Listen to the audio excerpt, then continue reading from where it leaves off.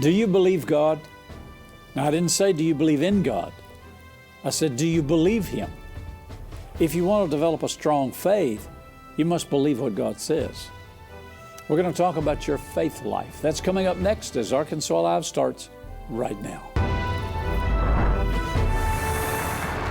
All this week, we're talking about how to develop strong faith. And you're going to have strong faith as this generation, as this culture progresses.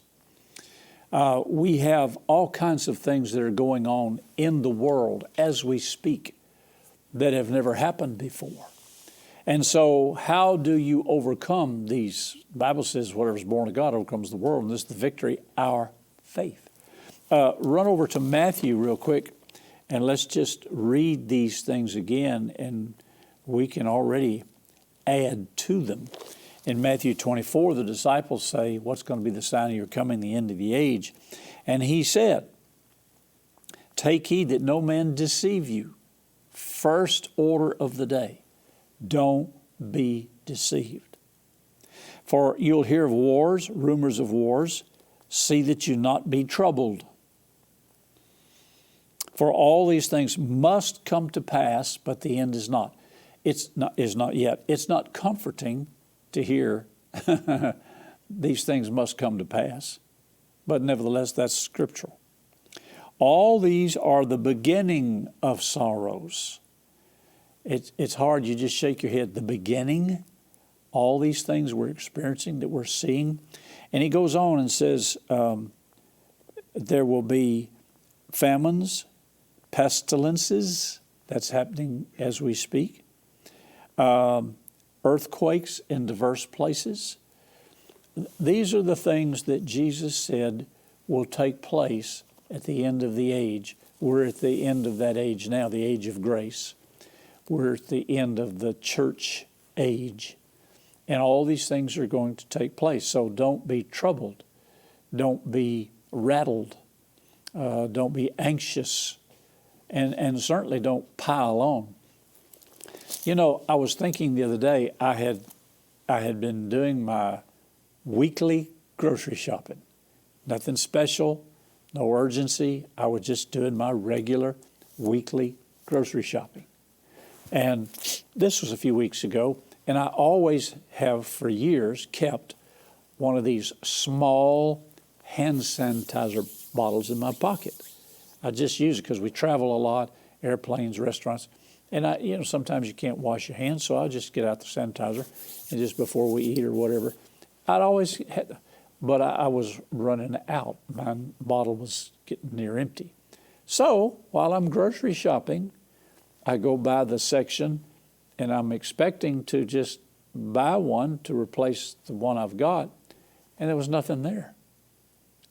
And I looked around, the whole section was empty. The whole store was empty. Went to the pharmacy didn't have any. Went to another pharmacy, they didn't have any.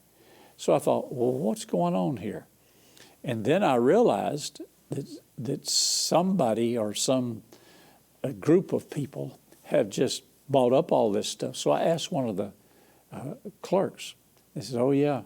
He said, as soon as we get them, there's a group of people that come in and they buy everything we've got, and they're selling it online. Same with the face masks. And I thought to myself, now, if I was a grocery store, if I was a small pharmacy, here's a great opportunity to be a blessing to people in the midst of a panic attack, in the midst of a virus outbreak, in the midst of a plague. You say, what do you mean, Pastor Caldwell? Instead of everybody making a rush on these items, instead of everybody panicking and buying up everything, what do you suppose would happen? Now, the work ethic and the marketing in our nation today, in our country today, is far from the way God said it was supposed to operate, because it's all about me, it's all about greed, it's all about the bottom line, it's all about money. But what would happen if we reverse that? Instead of allowing people to run and buy up everything and hoard it and then sell it as a premium? That's what's going to happen during the tribulation period. But we're seeing evidences of it now because we're not in the tribulation period. And what would have been the opposite effect if a local pharmacy or a chain, grocery store, whatever, had taken the initiative, knowing that people were looking for these things? What would have happened if they had just said, okay, we're going to make this available to you, and we're not going to let one person or group of persons come in and buy our stock, our inventory. We're going to limit one bottle per customer, or 2 bottles per customer, or 1 big bottle per family. Or what if we'd gone to the real extreme and said, we're not even going to sell this and charge it. We're just going to give it to every customer that comes in today. If you do your shopping here, we want to show you how much we appreciate you. And we're not going to take part in this price gouging or this sting operation or this greed or this fear. We're going to give you what you need. We're going to take care of you. I guarantee you would endear more customers to you instead of hoarding and shorting and anxiety and greed. Think about it. That's the love of God. The other is the world. The world is going to hoard. I'm not going to have enough, so I'm not going to give you any. I'm not going to let you have any. But what if your local pharmacy had said, good to see you, Mr. So-and-so, in lieu of all of the fear and everything, we've reserved a bottle of this sanitizer for you and your family. Be blessed. I guarantee you it would shock most of the people. Or, somebody comes to the checkout stand and they've got a case of this. Says, well, we're only allowing 2 bottles per customer today. That's a total different mindset. We're going to take care of you. We're going to help you. We're going to bless you. We're here to be a blessing. I just think this way. I'm just curious. When I was checking out and I saw this big, huge bottle of hand sanitizer. There was one on the checkout. Every checkout lane had a big, huge bottle. And then there was one at the pharmacy, and there's all different places in the store. And I asked the clerk purposely, on purpose, I said, is that for sale? Oh, no, that's not for sale. That's not for our customers. That belongs to the store. And I thought to myself, without your customers, you wouldn't have a store. There'd be no store. There'd be no reason for a store. You're slapping and shoving away the very people that you try to attract with all of your phony, fake advertising. And it's just a matter of how you think. It's a matter of the spirit of the heart. Now, with that said, for whatever it's worth, go to Numbers chapter 13, verse 1. And the Lord spoke to Moses, saying, Send thou men, that they may search the land of Canaan, which I give unto the children of Israel. Now, let's take that statement. I told you yesterday we'd pick up here. What was the statement? What was the fact? The promise, if you will. The promise and the fact. I am giving this land to Israel. You hear all kinds of anti-Semitism where people say, well, Israel is occupying the land. They're the occupiers. They are not the occupiers. They're the owners. They own the land. It was given to them by decree by God himself. So they're not occupying the land, forcing other people out or say you can't live here. They own the land, and everybody is free to live there. I tell you, if you ever go to Israel, especially Jerusalem, it's an amazing place. You've got all of these different and various backgrounds, all of these different tribes, all of these different religions, and yet, for the most case, outside of the fake news trying to get your attention, in most cases, they live in peace. Oh, they've got terrorists that blow themselves up and kill, whatever. But by and large, they're living at peace. They admire, they allow different religions to function. You can go to Israel today and start a Christian church if you want to. Now, you can't go to Iran or Iraq or Syria or Lebanon and some other countries in the Middle East. You can't go there and start a church, or Turkey. You can't go there and start a Christian church, but you can in Israel. God gave them the land. So mark that down. That's very important in this equation.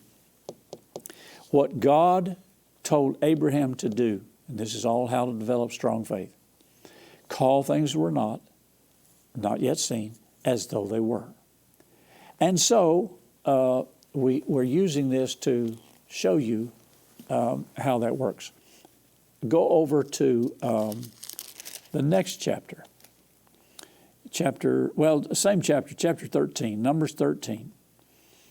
And let's go to verse 30. Now let's go to verse 27. Now this is after the spies had gone into Canaan, and they came back and they said, wow, the land you sent us into flows with milk and honey. This is the fruit of it. But the people that dwell there, that dwell in the land, they're strong people.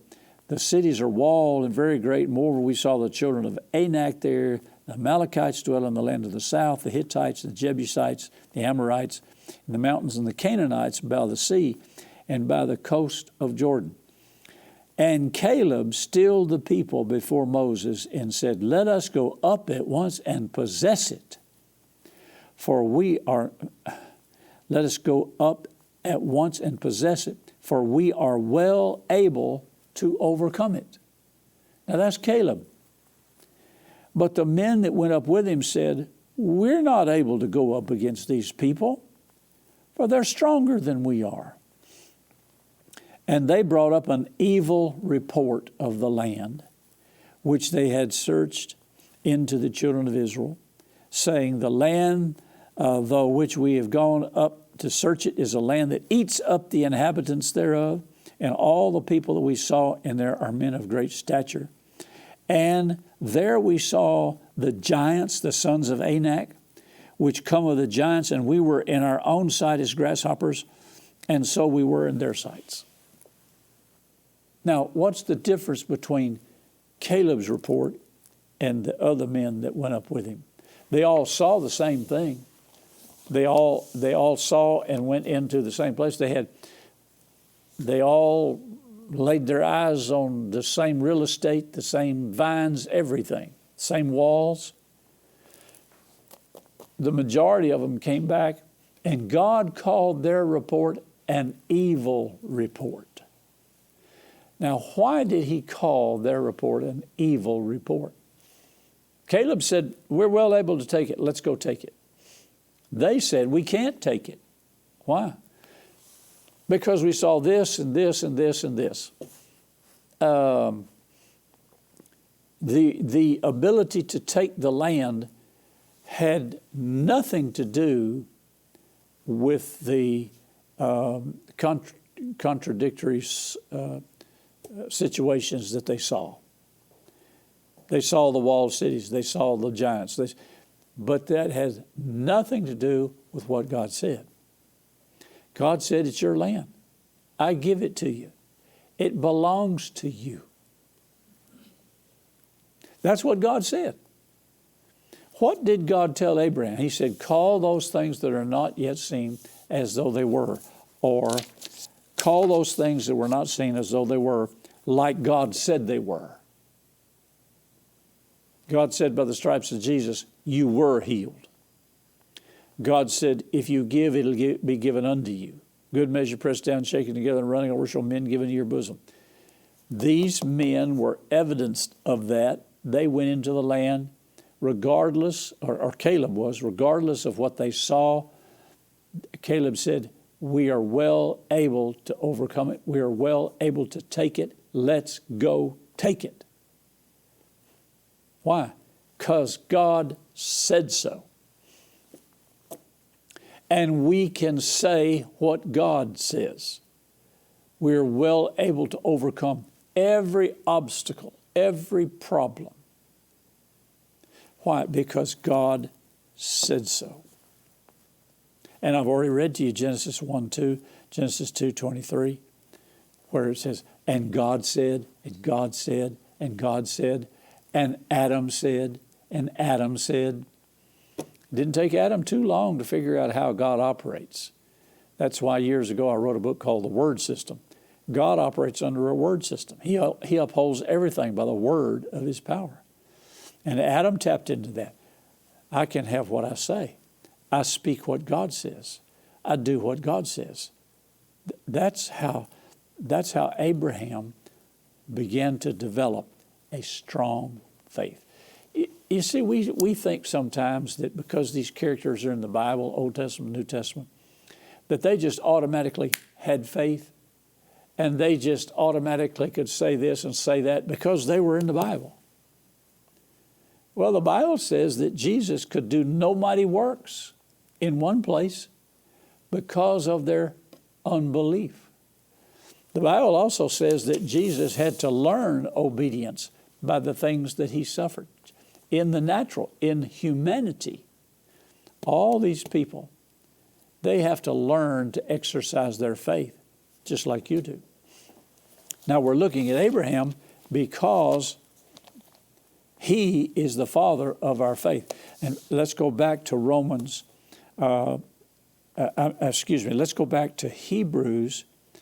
Well, wait a minute. Let's go back to Romans chapter 4, and let's look at verse 17. He said, God calls things that are not as though they were. That's what he told Abraham to do. Who against hope believed in hope that he might become the father of many nations, according to that which was spoken, so shall thy seed be. Notice, according to that which was spoken. What you speak, the spoken word, that which was spoken. What did God tell you to do? Speak it out. We're talking about Abraham, the father of our faith. We're talking about how to develop strong faith. You have to call things that are not yet seen as though they were, like God said they were. You may have a sickness or disease in your body. That's real. Faith does not deny what exists. That's not faith. That's foolishness. But you may have sickness in your body. You don't want the sickness, so what do you call for? Health. You may have a lack financially, but you don't want to keep confessing, I'm broke. You want to start confessing, I have abundance and I have no lack. You want to confess what God said, by his stripes you were healed. Now, let me make a little distinction here. And if you've ever heard the message that Brother Kenneth E. Hagin taught years ago, you might be able to pull it up on YouTube, but he taught a message years ago, and he titled it, The Covenant and the Contradiction. And he used this very passage of Scripture with Abraham. The covenant and the contradiction. Now, the covenant was what God and Abraham cut together. And God said, I can swear by no greater, so I swear by myself. God said, I'm going to make you the father of nations. Now remember, we're talking about how to build strong faith. Calling things that are not as though they were. That was the foundation. And so Abraham had to start calling he and Sarah like God said they were, father and mother of nations. Now the contradiction was the fact that Abram was 100 and Sarah was 90 years old. So the contradiction is the physical body. the circumstances, the problems. You could say it that way. The contradiction is we don't have any money. The contradiction is the doctor says this. But it's contradicting what God said. And let me make this distinction too. It's kind of a fine line, but nevertheless it's there. God made a promise. And the promise was fulfilled by Christ. Once the promise is fulfilled, it's no longer a promise. It's a fact.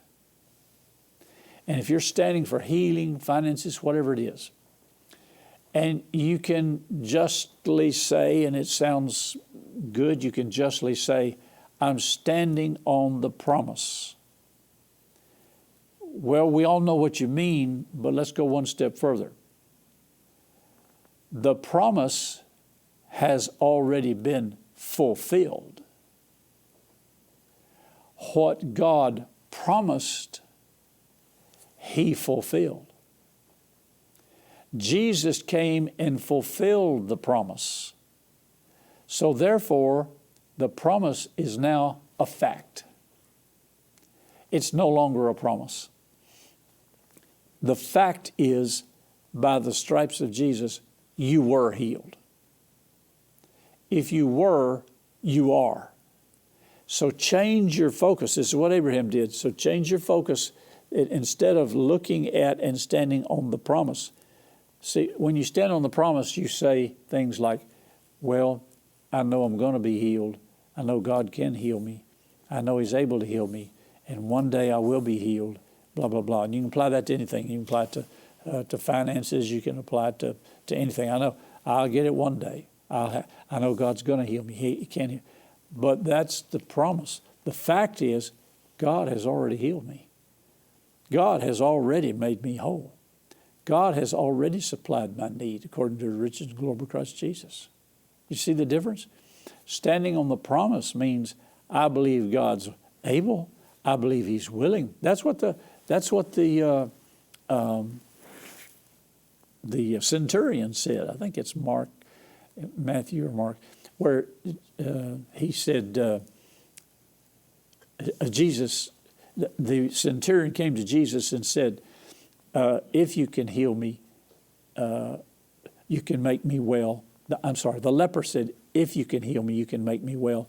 And Jesus was moved with compassion and said, I will. That was the will of the Father. I will for you to be healed. So it wasn't based on, whether He could or whether He wouldn't or whether He wanted to. It was based on the fact that He's already healed you. You don't have to ask God, is it your will? You read the Bible and you find out it is His will. You don't have to ask God, is it His will to prosper you? He said He would heal you. He said He would prosper you. He said, if you give, it will be given to you. Good measure, pressed down, shaken together, and running over, shall men give unto your bosom. So, Abraham called things that were not as though they were. The next thing that Abraham did, you'll find in Romans chapter 4. It said that he was not weak in faith. Abraham believed in hope. He was not weak in faith. Now let's deal with that just a minute. And being not weak in faith, he considered not his own body now dead. That's the circumstances. He didn't consider the contradiction. He considered the covenant. When God says you have something, when God says that's your land, when God says I will supply all your need, that's what you base your faith on. The promise is no longer a promise. It's a fact. It's been fulfilled in Christ. Let's go over to Hebrews 11:1. And let's read Hebrews 11:1, then we'll go back to Hebrews 6. Hebrews chapter 11, verse 1. Now faith is the substance of things hoped for. let me back up. You don't have to turn there. Let me back up to Romans again. Romans 4 in verse 18. Who against hope believed in hope that he might become the father of many nations. He believed in hope. Now, we're not talking about religious traditional hope, like we're just a hoping and a praying. No. Hope is actually future. Faith is what gives substance to what you're hoping for. So we're not talking about that religious weaky, wishy-washy, wimpy hope, I hope so. There's no faith in that. You can tell the way it's used, the way it's said, the way people, use it. It says, Abraham believed in hope against natural hope, against the contradiction. His body 100, Sarah 90. Against the natural contradiction, against natural hope. He believed in hope. He believed in God. He believed that he would become the father of many nations. According to that which was spoken, so shall thy seed be. See, Abraham took God at his word. He said, we made a covenant together. You told me I was the father of many nations. You told Sarah she was the mother of nations. So I'm going to step out on that. I'm going to believe you for that. That's going to be my faith fact. And if you go back over to Hebrews, let's go to Hebrews 11:1. We didn't finish that. Now faith is the substance of things hoped for, the evidence of things not seen yet. Well, isn't that what God told Abram to do? Call things that are not yet seen as though they were. So faith is the substance of hope. What are you hoping for? If you have no hope, there's nothing for faith to give substance to. Your hope is future. Faith is now. So faith is the substance of what you're hoping for, the evidence of what you don't see yet. And that's what Abraham did. And that's on our way to developing strong faith. See you tomorrow. Remember, Jesus is Lord of Arkansas and where you're watching too. Send your questions, comments, and testimonies to Happy Caldwell at Post Office Box 26207, Little Rock, Arkansas 72221, or email happycaldwell@vtntv.com. Remember to follow VTN on Facebook at VTN Your Arkansas Christian Connection, and follow Happy Caldwell on Twitter at Happy_Caldwell. Today's episode is available to watch on demand at vtntv.com and click Watch. You can also watch VTN via live stream at vtntv.com.